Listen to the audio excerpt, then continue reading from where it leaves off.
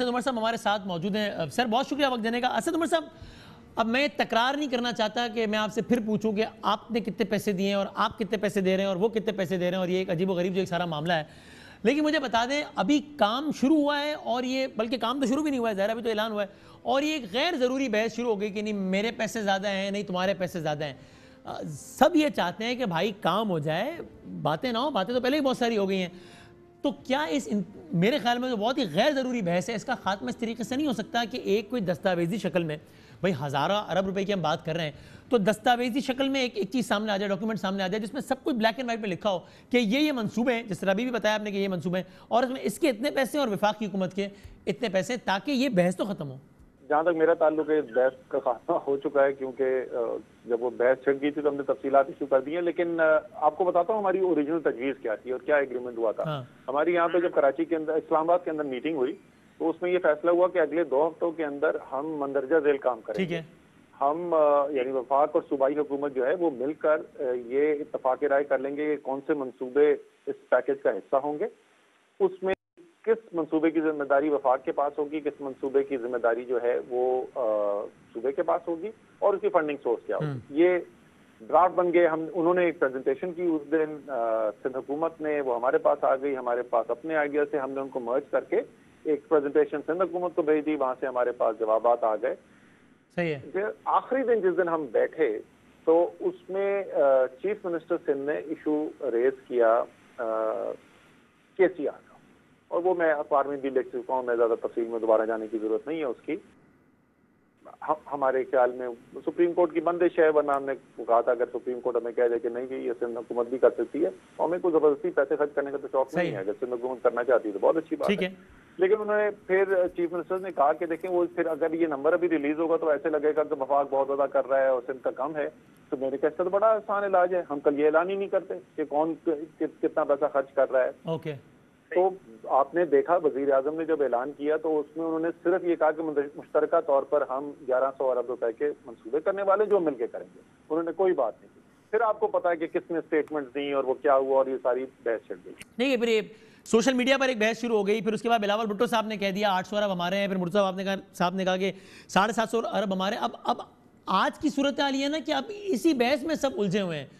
तो मेरा सवाल वही था कि क्या इस बहस को ख़त्म नहीं कर सकते जब एक दस्तावेजी शक्ल हो जिसमें आप भी हों और वफाक और सूबाई हुकूमत भी हो कि भाई इतने पैसे खर्च होने हैं, हमारे इतने हैं और इनके इतने हैं, अब इस चैप्टर को क्लोज करो, अब जरा काम शुरू कर लेते हैं। ये नहीं हो सकता? अब तो वो नहीं हो सकता ना, अब तो वो ऐलान, क्योंकि वो 3 दिन से मुतवातिर बोलते जा रहे हैं 750 अरब रुपए वो कहाँ से लेके आएंगे उस पैकेज के अंदर, वो 750 अरब रुपए किधर से पैदा करेंगे, तो वो कैसे होगा। लेकिन हमारी रिकमेंडेशन ये थी, हमने तजवीज ये दी थी, हमने तो ड्राफ्ट बना के एमओयू का भेजा कि यार एक दस्तावेज दस्तखत करते हैं दोनों साथ बैठ के और वो रिलीज कर देंगे मीडिया के अंदर। जो आप कह रहे हैं यही हमारी तजवीज थी। उन्होंने कहा नहीं जी इसकी कोई जरूरत नहीं है, 2 हुकूमतें वो साथ मिलकर काम कर रही है, इसकी क्या जरूरत है इस दस्तावेज के बाद। ठीक है, आई जस्ट होप कि फिर ये गैर जरूरी बहस फिर खत्म हो जाए। अब एक और भी बड़ा सीरियस मसला है, कल किसी और ने नहीं बल्कि हुकूमत पाकिस्तान के ऑफिशियल तर्जुमान शिबली फराज साहबा ने कल कहा, और शिबली फराज साहब ने कल कहा और आज दोहराया, फैसल ऑर्डर साहब ने भी आज कहा, इससे पहले भी कहा था कि भाई सीधी सीधी बात है, हमें पीपल्स पार्टी पर ट्रस्ट ही नहीं, हम भरोसा ही नहीं करते हैं, सीधी बात है। अब ये जानना बड़ा ज़रूरी है असद उमर साहब कि आपके लेवल पर भी, क्योंकि आप डायरेक्टली डील कर रहे हैं वज़ीर आला सिंध गवर्नमेंट से, आपके लेवल पर भी ये डिस्ट्रस्ट है, आप भी अपने साथियों की फीलिंग शेयर करते हैं, आपको भी भरोसा नहीं है मुराद अली शाह पे, पाकिस्तान पीपल्स पार्टी पे, ताकि फिर हमें मालूम दो कि फिर किस माहौल में काम आगे बढ़ेगा और कैसे बढ़ेगा। सर ये आज मैंने काबीना की मीटिंग में भी इस पर वजाहत की थी, ये सिर्फ शिबली फराज साहब का नहीं, ये बहुत से तकरीबन तमाम तहरीक इंसाफ के वोटर्स सपोर्टर्स जो हैं उनका भी सवाल था, और उसके अलावा भी लोगों का ये सवाल था, जो कोई भी वजह हो उसकी, लोगों में एतमाद की कमी है कि सिंध हुकूमत जो है वो पैसा जो है वो जो खर्च करेगी तो वो क्या वाकई में कराची की गलियों सड़कों के ऊपर नजर आएगा या नहीं नजर आएगा। तो मैंने काबीना में भी ये बताया था, आपके पास मैं दोबारा दोहरा देता हूँ, कोई पैसा वफाक सिंध हुकूमत को नहीं दे रही है। ये जितने मंसूबे हैं ये वफाक की ही अपनी एजेंसीज हैं, मुख्तलिफ इदारे हैं जिन्होंने उन प्रोजेक्ट को करना है। उसके अंदर NDMA शामिल है, उसके अंदर वाटर रिसोर्सेज मिनिस्ट्री वो वापदा से प्रॉब्ली करवाएंगे, उसके अंदर रेलवे शामिल है। तो ये कोई पैसा हमें उनको दिया नहीं जा रहा सिंध की हुकूमत को, तो हमें उसमें उस पर नीयत पे शक होना या ना होना उससे फर्क नहीं पड़ता। अच्छा, इंटरेस्टिंग। यानी बदनीयत है सिंध गवर्नमेंट, यानी गवर्नमेंट ये या नहीं है, ये एक इररेलेवेंट सी बात हो गई है। इसलिए कि आप कह रहे हैं कि जो पैसे विफाक दे रहा है वो सिंध गवर्नमेंट को दे ही नहीं रहा, वो तो डायरेक्ट विफाक अपने ही माते इदारों को दे रहा है, तो फिर नीयत अच्छी हो नहीं हो फिर क्या फ़र्क पड़ता है। इंटरेस्टिंग, सही है। एक बात और बता दें असद उमर साहब, अभी ऐलान हुआ है 1100 अरब रुपए का। इससे पहले जो आखिरी बड़ा ऐलान हुआ था वो तकरीबन 18 महीने पहले हुआ था, वो ऐलान भी इमरान खान साहब ने किया था, वो ऐलान था 162 अरब रुपए का, वो भी एक अनप्रेसिडेंटेड ऐलान था। लेकिन किसी और ने नहीं, बाकी सबको छोड़ दीजिए, आपके वफाकी वजीर ने मेरे प्रोग्राम में कहा कि उस फंड में से तो कुछ डिसबर्स ही नहीं हुआ, कोई पैसे दिए ही नहीं गए। फिर गवर्नर साहब ने, जिनका भी ज़ाहिर ताल्लुक पाकिस्तान तहरीक इंसाफ, उन्होंने कहा कि नहीं कुछ पैसे में ज़रूर दिए गए। तो ये आप हमें बता सकते हैं असद उमर साहब, क्योंकि ये जानना बड़ा ज़रूरी है ना इस बात को परखने के लिए कि 1100 अरब में से कितने खर्च होंगे और कितने नहीं होंगे, कि जो पिछला 162 अरब था उसमें से कितना खर्च हुआ और कितना नहीं हुआ। तो आप असद उमर साहब ये बता सकते हैं 162 अरब रुपए जिनका इमरान खान साहब ने ऐलान किया था, कितने दिए गए उसमें से कराची को अब तक, आज तक? अच्छा, वसीम बादामी जो है वो मासूमाना सवाल करते हैं, मैं अपने काबीना के कॉलीग को मासूमाना मशवरा दे सकता हूँ भाई, होमवर्क। अच्छा देखिए, हमने जो है पिछले साल जो है, अगर आपको याद हो, वजीर आजम पिछले जो यही साल था 2020 का, लेकिन पिछला फिस्कल ईयर जो था उसके अंदर जो है गवर्नर हाउस में तकरीब हुई थी। कराची में जो फ्लाईओवर्स बनाए गए हैं, SIDCL ने बनाए हैं, उनका इफ्तिताह किया गया था। सबसे बड़ा जो मंसूबा बनाया, और ये सारे वो फ्लाईओवर हैं जो हमारी हुकूमत आने के बाद जिनके ऊपर काम शुरू हुआ था। फिर जो सबसे ज्यादा जिस मंसूबे के ऊपर पैसा खर्च हो चुका है, तकरीबन कलेक्टिवली तकरीबन 20 अरब रुपए अभी तक खर्च हो चुके हैं, वो ग्रीन लाइन BRT का मंसूबा है, और अब 5 अरब रुपए और चाहिए उसको मुकम्मल करने के लिए, तो वो इस साल के PSDP के अंदर शामिल है, और ये जो कराची पैकेज है उसके अंदर भी वो शामिल है उसके अंदर। इसके अलावा कुछ मंसूबे हैं जो अभी मुकम्मल नहीं हुए लेकिन जिनके ऊपर काम शुरू कराया जा चुका था, तो तकरीबन 30-35 अरब रुपए के तो ये काम इस वक्त इन्वेस्टमेंट हो चुकी है ग्राउंड के ऊपर इन मुख्तलिफ मंसूबों के साथ। 130 अरब रुपए का मंसूबा है एक कराची का रेल फ्रेट कॉरिडोर, जो कराची पोर्ट से फ्रेट का जो सामान है, यानी मालगाड़ियां जो होती हैं, उनके लिए पैरेलल लाइन डाली जा रही है पिपरी तक, जहां पे वो पोर्ट कासिम के साथ कनेक्ट होती है। तो कराची की सड़कों पर जो आप देखते हैं वो इतने बड़े बड़े ट्रक जा रहे होते हैं, उससे ट्रैफिक के मसाइल होते हैं, उसके अंदर माहौल में आलूदगी होती है। उस मसले को हल करने के लिए और KPT में भी जो प्रेशर बिल्ड हो जाता है, वहां से सामान निकलने में देर होती है, और रेल वैसे भी सस्ता है, तो 130 अरब रुपए का वो मंसूबा है, उसकी मंजूरी हो चुकी है, उसके लिए कंसल्टेंट के इश्तहार निकल चुके हैं, 30 सितंबर को उसकी बिड्स आने वाली हैं, तो वो प्रोजेक्ट जो है वो भी इम्प्लीमेंटेशन के अंदर जा रहा है। तो पूरे 160 अरब रुपए जो हैं वो लग जाएंगे, और वो 130 अरब रुपए जो है रेल फ्रेट कॉरिडोर के, वो इस पैकेज के अंदर शामिल है। तो उस 162 में से 130 अरब फ्रेट कॉरिडोर के और 5 अरब रुपए जो हैं BRT की कंप्लीशन के, वो शामिल है। अच्छा, इंटरेस्टिंग। मैं आपसे ये पूछने वाला था कि इन 1100 अरब में वो पैसे शामिल हैं जो प्राइम मिनिस्टर ने पहले ऐलान किया था, नहीं तो इसका मतलब शामिल है वो, यानी आप कह रहे हैं 162 अरब में से तकरीबन 32 अरब पहले खर्च हो चुके हैं कराची पे, और जो बकिया 130 अरब रुपए हैं वो शामिल हैं इस 1100 अरब रुपए में।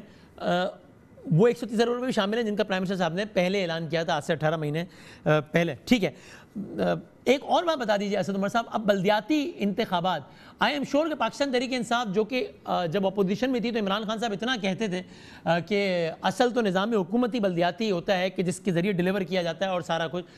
तो मुझे उम्मीद है कि तहरीक इंसाफ नहीं चाहेगी कि उसका शुमार उन हुकूमतों में हो जिन्होंने जमहूरियत की बात की लेकिन बल्दियाती इंतखाबात जो जमहूरियत की असास में समझता हूँ वो नहीं करवाए।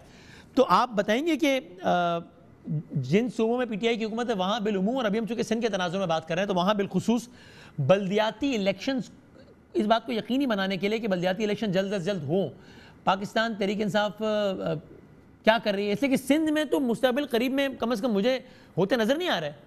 पंजाब का तो मैंने आज ही सुना था किसी से, मुझे नहीं पता कि ये फॉर्मली ऐलान हुआ है, लेकिन आज ही काबीना में जब हम बैठे हुए थे तो बात हो रही थी, कोई शायद जनवरी की डेट मुझे सुनने में आई कि शायद तो ऐलान किया गया है मुकामी हुकूमत के इलेक्शन कराने के लिए। सिंध के इलेक्शन तो बिल्कुल होने चाहिए, जल्द होने चाहिए, लेकिन जिस कानून के तहत पिछले इंतखाबात हुए थे वो होना ना होना बराबर है। एक बिल्कुल ही बेइख्तियार मुकामी हुकूमत के आप कहने को आपके पास ये हो कि देखो जी हमने तो इलेक्शन करा दिया, और उसके पास ना कोई वसाइल हो ना कोई इख्तियार हो। बाकी पाकिस्तान के अंदर भी इख्तियार जितने मुकामी हुकूमत के पास होने चाहिए उससे कम है, लेकिन सिंध में तो जो बाकी पाकिस्तान के अंदर भी इख्तियार है वो भी नहीं है। वाटर एंड सीवरेज हर जगह लोकल गवर्नमेंट का हिस्सा है, वो सिंध में प्रोविंशियल गवर्नमेंट ने ले लिया है। बिल्डिंग कंट्रोल शहर का होता है, वो सिंध हुकूमत ने ले लिया है, और इस तरीके के बाकी इदारे जो हैं। तो इलेक्शन बिल्कुल जल्द करवाने चाहिए, लेकिन उससे पहले कानून ठीक होना उससे भी ज्यादा जरूरी है। अच्छा, ये बड़ा इंटरेस्टिंग है जो बात आपने कही कि चूंकि आप तो समझते हैं कि यहाँ का बल्दियाती सिस्टम ऐसा है कि मेयर बिल्कुल बेख्तियार है, तो अब यहाँ इलेक्शन होना ना होना फिर एक ही बात है। तो लेकिन असद उमर साहब, जाहिर है मेयर उस वक्त बाख्तियार होगा जब सूबाई हुकूमत चाहेगी। सूबाई हुकूमत बड़ा क्लियर है कि वो इस बिल में तरमीम करने में तैयार नहीं है। तो और क्या सूरत रह जाती है? और सूरत रह जाती है अदालत की, जहाँ पर आप भी गए हैं, इमरान खान साहब गए हैं। तो इसका मतलब तो फिर ये हुआ ना कि जब अदालत में वो केस लगे, फिर समातें हों, और हमें पता है कि अदालत में समातें वक्त लेती हैं, और उसके बाद फैसला हक में आ जाए तो फिर बल्दियाती इलेक्शन पर आपका इसरार होगा, तो फिर बल्दियाती इलेक्शन आपका ख्याल हो तो फ़ायदा है, वरना तो फिर तुम ना ही समझे ना फिलहाल तो बल्दियाती इलेक्शन सिंध में। देखिए, उससे सुप्रीम कोर्ट से हमारी उम्मीद है। पिछली दफा भी अगर आपको याद हो तो पंजाब और सिंध के अंदर मकामी हुकूमत के इलेक्शन जो है वो बाकायदा सुप्रीम कोर्ट को धमकी देनी पड़ी थी और डेडलाइन सेट की थी, जब उसके बाद जाके हुए थे। तो हमारी तो उम्मीद है कि जो हुकूमत है, जो सुप्रीम कोर्ट है, वो जो पिटिशन हमारी लगी हुई है, तहरीक इंसाफ की भी है और MQM की भी पिटिशन है, उसकी हियरिंग करेंगे, और वो की हुकूमत को ये डायरेक्शन देंगे, हिदायत देंगे कि आइन की रूह के मुताबिक जो है मुकामी हुकूमत के कानून के अंदर तरामीम की जाए, और उसके बाद जल्द से जल्द इलेक्शन कराया जाए। अच्छा, ठीक है। एक और बात बता दीजिए, एडमिनिस्ट्रेटर्स का अब तयन हो गया है, चूँकि ज़ाहिर है बल्दियाती सिस्टम ख़त्म हो गया है, तो आप होपफुली हमारे प्रोग्राम में आज मौजूद भी होंगे कराची के नए एडमिनिस्ट्रेटर। तो पूरे सिंध के में जो एडमिनिस्ट्रेटर्स तैनात हुए हैं, पाकिस्तान तहरीक इंसाफ उस पर मुतमईन है, इसलिए कि आपकी इत्तेहादी जमात MQM ने तो बहुत वाशगाफ अल्फाज में हद दर्जा इजहार नाराज़ी किया है और तासुब का इल्ज़ाम लगाया है पाकिस्तान पीपल्स पार्टी पर, लिसानी बुनियादों पर उन्होंने तासुब बरता MQM के ख्याल में पूरे सिंध में एडमिनिस्ट्रेटर की तैनाती पर। क्या तहरीक इंसाफ इस मौक़िफ़ में MQM की हमनवा है? देखिए, ये इख्तियार तो उनका है। मुझे इसमें शायद खालिद मकबूल सिद्दीकी ने ही भेजा है, मुझे आज ही भेजा है कि जो तैनातियाँ हुई हैं वो लसानी बुनियाद के ऊपर लगती हैं और मेरिट की बुनियाद के ऊपर नहीं, मेरिट की बुनियाद पर नहीं लगती। मैंने क्योंकि बराह रास्त यकीन नहीं किया, लेकिन हमारे इत्तेहादी अगर उन्होंने कहा है तो यकीनन उन्होंने ये अपनी जांच पड़ताल करने के बाद ये बात की होगी। ठीक है। और जाते जाते बस दो सवाल आखिर में। एक तो ज़रा आज इस मौजू से हटके, लेकिन आज की सबसे अहम डेवलपमेंट है, पंजाब में असद उमर साहब 2 साल में 6ठा IG आ गया है। अब ठीक है, ये हुकूमत का इख्तियार है, हुकूमत 6 नहीं 600 IG लगाए, तो ये तो बात तो बिल्कुल ठीक है, कोई कानून से हटके नहीं है, कोई आइन से मावरा बात नहीं है, बिल्कुल आपका राइट है। लेकिन हम ये बात भूल नहीं सकते कि जब सिंध में यहाँ पर बार बार IG चेंज होता था तो कोई और नहीं, निचले लेवल से नहीं, खुद इमरान खान साहब in whatever words Sindh हुकूमत पर इस पर तनकीद करते थे। कुछ मौके पर उन्होंने पुलिस अफसरान के नाम ने लेकर भी तनकीद की, और उसकी वजह बताते थे कि भाई खुलासा ये इस बात का कि भाई सिंध गवर्नमेंट है, ये चाहते हैं इनके अपने नौकर बन के रहें सारे पुलिस वाले, जो पुलिस वाला इनकी नहीं मानता, जो नौकरी सही नहीं करता, वो निकाल के अपना दूसरा नौकर ले आते हैं। ये इनका स्टाइल है। आज की तारीख में रिकॉर्ड बन गया है, 2 साल में 6ठा IG पंजाब में लाए हैं आप। असद उमर साहब, ये किसी भी लिहाज से आइडियल सिचुएशन तो नहीं है ना? जी, जाहिर है ये तो नहीं कोई कह सकता कि 2 साल के अंदर 5 IG तब्दील होना जो है वो कोई ऐसी चीज़ है जो कोई चाहेगा कि ऐसा हो। मैं सिर्फ ये कह सकता हूँ कि जहाँ तक मनपसंद की बात है, आपने यही इमरान खान, यही तरीके इंसाफ की हुकूमत खैबर पख्तूनख्वा के अंदर देखी। दुरानी साहब आए, किस तरीके से उनको फ्री हैंड दिया गया, किस तरीके से बेहतरी की गई। तो ये तो मसला नहीं हो सकता कि इमरान खान को कोई ऐसा IG चाहिए जो सिर्फ उनकी बात माने। अगर कोई वजूहत ऐसी बनी है, ज़ाहिर है मेरा उससे बराह रास्त कोई ताल्लुक नहीं है, कोई ना कोई उसकी ठोस वजूहत जरूर होंगी, लेकिन ये भी बिल्कुल इसमें मानना पड़ेगा कि ये कोई अच्छी चीज़ नहीं है, और अगर ऐसा हो रहा है तो ज़ाहिर है किसी हालत मजबूरी ऐसे फैसले करने पड़ रहे हैं। ठीक है। और जाते जाते बता दीजिए, इस सारी सूरत हाल में मैं बस कराची से ही शुरू किया था, कराची से ही एंड करते हैं। एक नए सूबे का मुतालबा, कराची में नया सूबा बनना, ठीक है, आइन में एक तरीक़ाकार दर्ज है नए सूबे बनाने का, इसलिए इसका मुतालबा गैर आइनी नहीं है, ठीक है। लेकिन इस वक्त आपको लगता है कि ये मुतालबा, इस मुतालबे की तकरार हेल्प करेगा कि तरक्याती मंसूबे जिनका ऐलान हुआ है उसमें तेज़ी आए, या मामलात को मज़ीद ख़राब करेगा? यानी एक तरफ हम देख रहे हैं कि भाई अल्लाह अल्लाह करके पैसे अनाउंस में उस पर भी फड्डा पड़ गया और अब हम उम्मीद कर रहे हैं कि बहरहाल फड्डा ख़त्म हो और काम शुरू हो। दूसरी तरफ ये सूबे की बहस जो MQM कहती है कि जनाब अल्टीमेट हल तो यही है कि नया सूबा बने। पीपल्स पार्टी कहती है धरती माँ ऐसे, इसके बारे में कोई बात तो करके देखे ज़रा, इसको विफाक के मातहत लेने की कोई बात तो करके देखे और सूबा बनाने के हवाले से भी। तो मैं जानना चाहता हूँ कि पाकिस्तान की सबसे बड़ी जमात पाकिस्तान तहरीक इंसाफ का इस हवाले से अपना जो इत्तेहादी है उनके यानी कि MQM, उससे आपका मौक़िफ़ सिमिलर है आज के जनाब नया सूबा बनना चाहिए कराची का, या आपकी राय मुख्तलिफ है MQM से?